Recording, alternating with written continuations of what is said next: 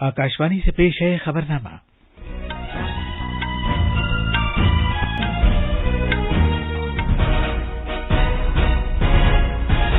आदाब। खबरनामे के साथ मैं असलम बेग। पहले इस वक्त की अहम खबरें। वजीर-ए-आजम नरेंद्र मोदी आज सुबह 10 बजे शिमला में प्रिजाइडिंग अफसरों की 82वीं कॉन्फ्रेंस के इफ्तिताही इजलास से खिताब करेंगे। करतारपुर राहदारी आज 20 महीने के बाद दोबारा खोली जा रही है। वजीर दाखिला अमित शाह ने कहा है कि इस फैसले से श्री गुरु नानक देव जी और सिख बिरादरी के तई मोदी हुकूमत के एहतराम की अक्कासी होती है।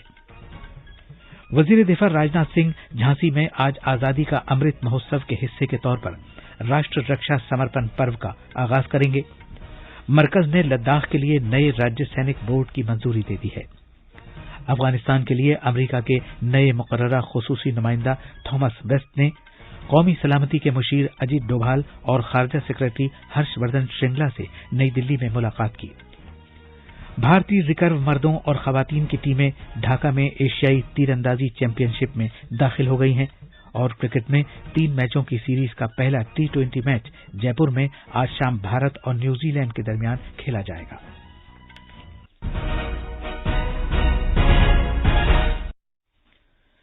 जैसा कि आप जानते हैं, भारत ने कोविड से बचाव के 100 करोड़ टीके लगाकर तारीख साज कारनामा अंजाम दिया है। आकाशवाणी उन सभी डॉक्टरों, नर्सों, पेश रहने वाले कारकुनों और उन तमाम लोगों को सलाम पेश करता है जिन्होंने टीका लगवाया और इस कामयाबी को मुमकिन बनाया। इसके साथ साथ हमें ये याद रखना चाहिए कि कोविड के खिलाफ लड़ाई अभी खत्म नहीं हुई है। आपसे अपील है कि जल्द से जल्द दोनों टीके लगवाएं, गफलत न बरतें और ये 3 आसान तरीके अपनाएं। चेहरे पर मास्क लगाएं, 2 गज की दूरी बरकरार रखें और हाथ और चेहरा साफ रखने पर खास ध्यान दें। अब खबरें तफसील से। वजीर-ए-आजम नरेंद्र मोदी आज सुबह 10 बजे शिमला में प्रिजाइडिंग अफसरों की 82वीं कॉन्फ्रेंस AIPOC के इफ्तिताही इजलास से वीडियो कॉन्फ्रेंसिंग के जरिए खिताब करेंगे। प्रिजाइडिंग अफसरों की ऑल इंडिया कॉन्फ्रेंस, जो भारत में लेजिस्लेचर्स का आला तरीन इदारा है, 2021 में अपनी 100 साला तकरीबात मना रहा है। AIPOC की 100 साला तकरीबात मनाने के लिए आज और कल 82वां इजलास मुनाकिद किया जा रहा है।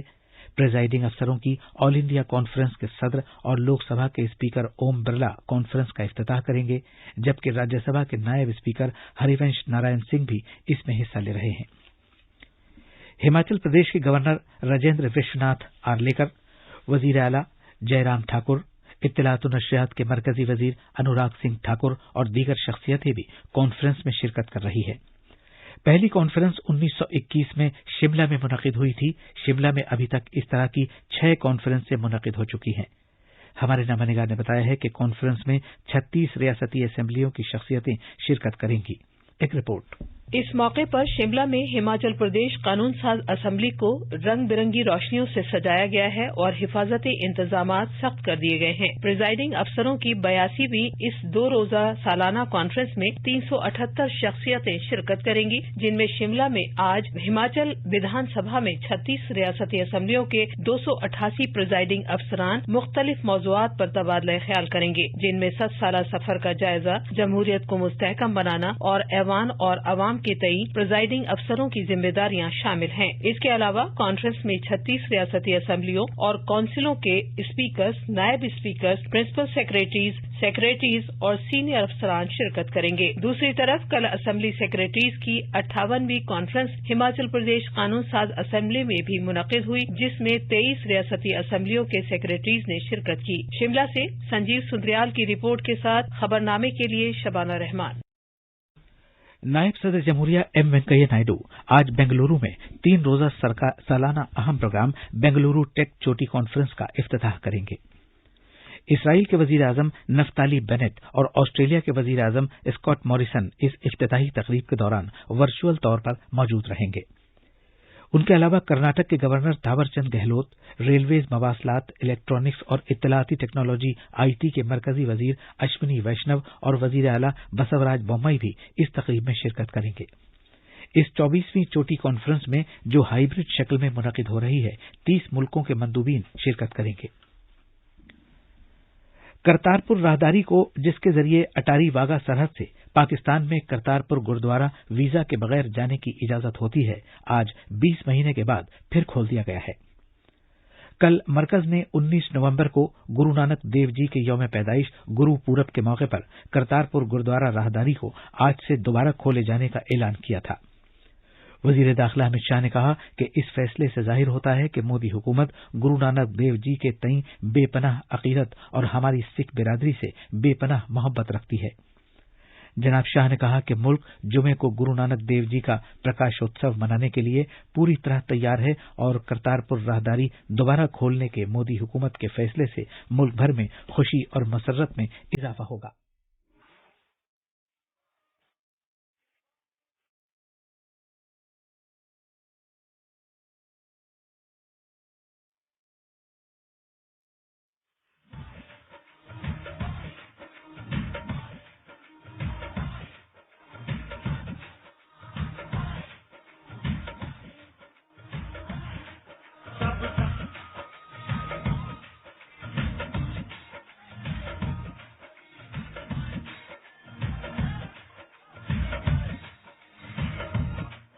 کووڈ-19 وبا پھوٹ پڑنے کے پیش نظر مارچ 2020 میں اس کے افتتاح کے محض 4 مہینے بعد ہی راہداری کو بند کر دیا گیا تھا۔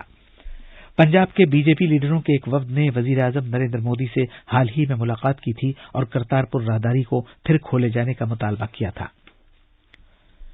وزیر دفاع راجناتھ سنگھ جھانسی میں آج آزادی کا امرت مہوتسو کے حصے کے طور پر راشٹر رکشا سمرپن پرو کا افتتاح کریں گے۔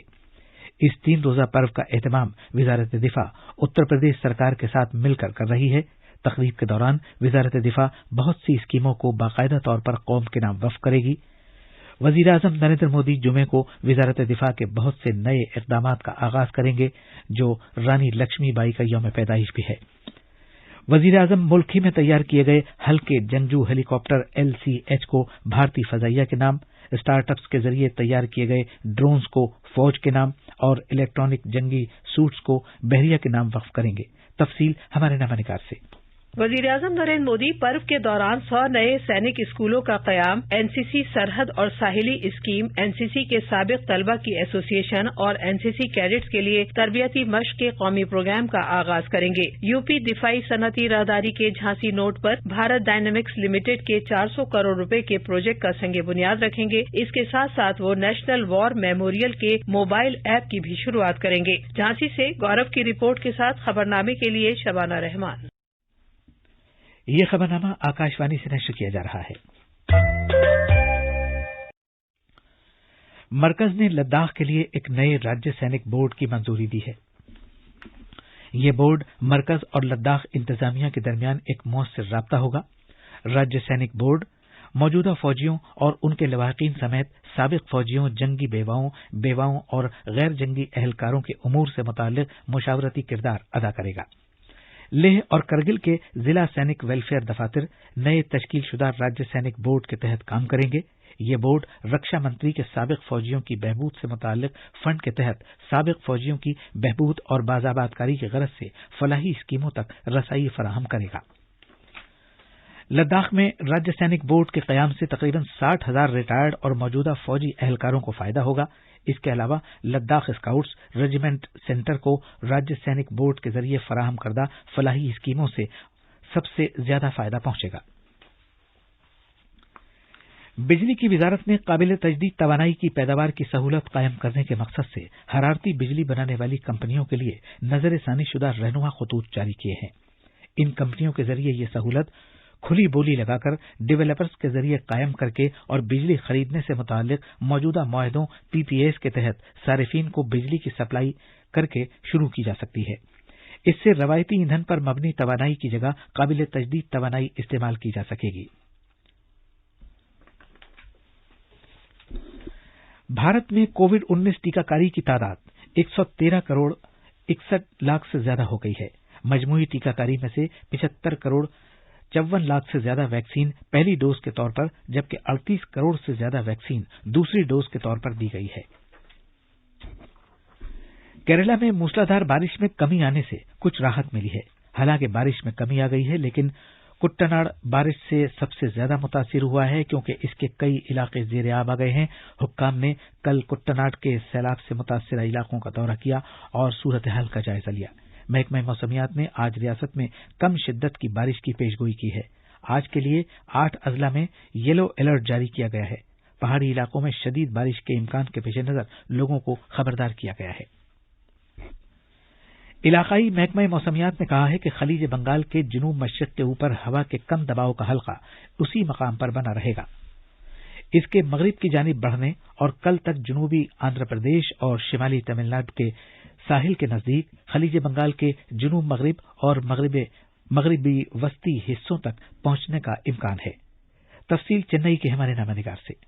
ہوا کے کم دباؤ کا حلقہ بننے کی وجہ سے تروولور، چنئی، کانچی پورم اور رانی پیٹ کے لیے انتہائی چوکسی کا اعلان کر دیا گیا ہے کیونکہ وہاں کل انتہائی موسلادھار بارش ہونے کا امکان ہے۔ آج تروولور، چنئی اور چنگل پٹو میں کہیں تیز اور کہیں بہت تیز بارش ہونے کا امکان ہے۔ اس کے علاوہ رانی پیٹ اور چنگل پٹو سمیت 9 ضلعوں میں موسلادھار بارش کی وارننگ دی گئی ہے۔ ماہی گیروں کو خبردار کیا گیا ہے کہ وہ سمندر میں نہ جائیں کیونکہ 20 نومبر تک بارش جاری رہنے کا امکان ہے۔ دوسری جانب ریاستی سرکار مانسون کے چیلنجوں سے نمٹنے کے لیے پوری طرح تیار ہے۔ چنئی سے جوائے کی رپورٹ کے ساتھ خبرنامے کے لیے شبانہ رحمان۔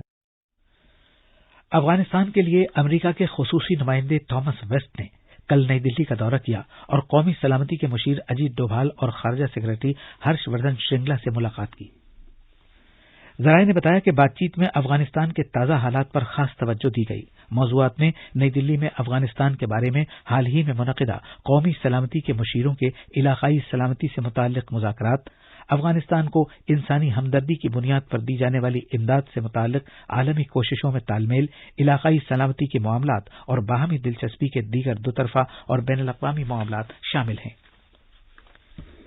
ڈھاکہ میں جاری ایشیائی تیر اندازی چیمپئن شپ 2021 میں کل بھارت کے مردوں اور خواتین کے ریکرو ٹیمیں اپنے اپنے زمروں کے فائنل میں پہنچ گئی ہیں۔